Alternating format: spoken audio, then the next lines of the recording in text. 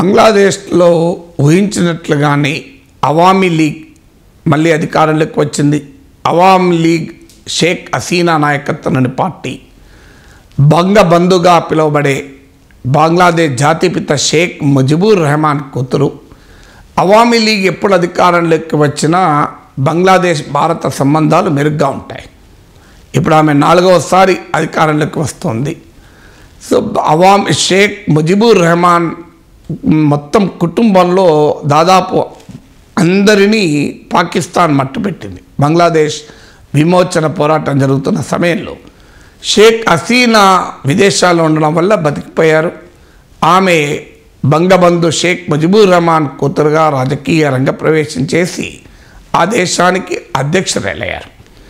ఆమె ఇప్పుడే కాదు, సెకండ్ టర్మ్ 2009లో ప్రెసిడెంట్ అయినప్పుడే షేక్ హసీనా నాయకత్వంలో ఇండియా బంగ్లాదేశ్ రిలేషన్స్ మెరుగుపడడమే కాకుండా బంగ్లాదేశ్ ఎకానమీ బలపడింది, ఒక సుస్థిరమైన ప్రభుత్వాన్ని ఇచ్చింది. అంతకుముందు మిలిటరీ తిరుగుబాట్లు, కుట్రలు, ఇవన్నీ కుతంత్రాలతో బంగ్లాదేశ్ చరిత్ర ఉండేది.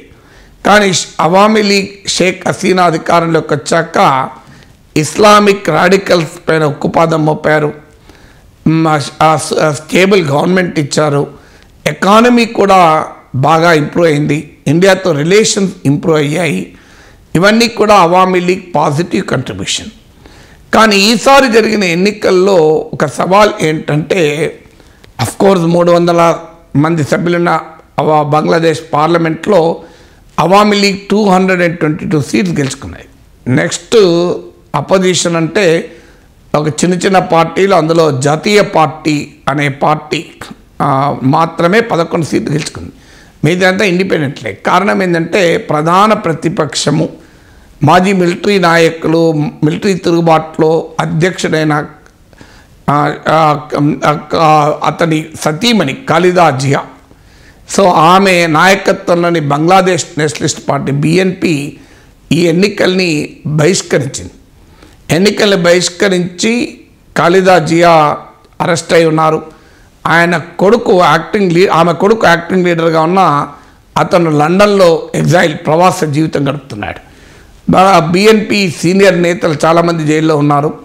ఒక రకంగా బంగ్లాదేశ్ ఎన్నికలు ఒక ప్రహసనమని వెస్ట్రన్ మీడియా కూడా విమర్శించింది. ఎందుకంటే ప్రధాన ప్రతిపక్షం ఎన్నికల్ని బహిష్కరించి జనరల్ స్ట్రైక్, సార్వత్రిక సమ్మెకు పిలిపించింది. పెద్ద ఎత్తున వాయిలెన్స్ చెలరేగింది. ప్రతిపక్షం పైన తీవ్రమైన నిర్బంధాన్ని అవామీ లీగ్ ప్రభుత్వం ప్రయోగించాల్సి వచ్చింది. సో ఈ ఎన్నికలు కాదు, అంతకుముందు జరిగిన ఎన్నికల్లోనే రిగ్గింగ్ చేసి గెలిచారంటూ ఈసారి ఎన్నికల్లో మేము పాల్గొనమంటూ ఖాలిదా జియా ప్రకటించారు. వాస్తవానికి ప్రజల్లో అవామీ లీగ్కు మంచి సానుకూలత ఉంది. నిజంగా ఎన్నికలు ఫేర్గా జరిగినా కూడా షేక్ హసీనా పవర్లోకి వచ్చే అవకాశం కూడా ఉంది. కానీ ఎప్పుడైతే ఈ ప్రతిపక్షం బాయ్కాట్ చేసిందో, లాస్ట్ ఎలక్షన్లో 80% ఓట్లు వేస్తే ఈసారి 40% ఓటింగ్ కూడా పడిపోయింది. సో మరి కారణాలు ఏదైనా ప్రతిపక్షాన్ని అణచివేసి ఎన్నికల్లో గెలవడం వల్ల అవామీ లీగ్కు షేక్ హసీనా ప్రభుత్వ లెజిటిమసీని ప్రపంచంలో చాలామంది క్వశ్చన్ చేసే పరిస్థితి వచ్చింది. అందువల్ల ప్రజాస్వామ్యంలో వన్ పార్టీ రూల్ ఎప్పుడు మంచిది కాదు. ఎలక్షన్స్ ఫ్రీ అండ్ ఫెయిర్గా ఉండాలి, అపోజిషన్కు ఛాన్స్ ఉండాలి. నిజంగా బంగ్లాదేశ్ నేషనలిస్ట్ పార్టీ మన దేశానికి వ్యతిరేకమైన పార్టీ, మతవాద పార్టీ, ఛాందసవాద పార్టీ.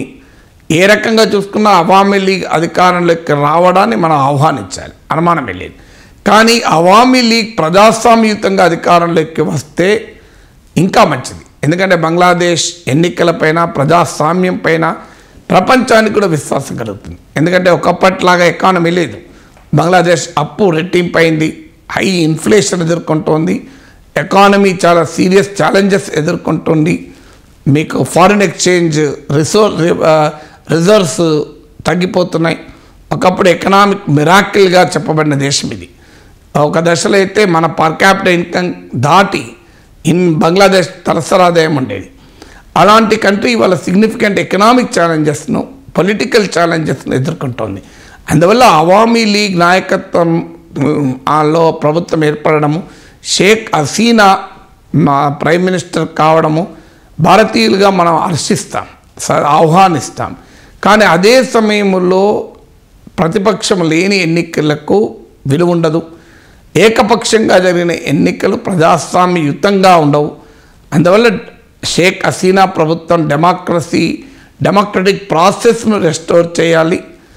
డెమోక్రటిక్ ప్రాసెస్లో సుస్థిర ప్రభుత్వం ఏర్పాటు చేసి మతవాద శక్తుల్ని అణచివేయాలి.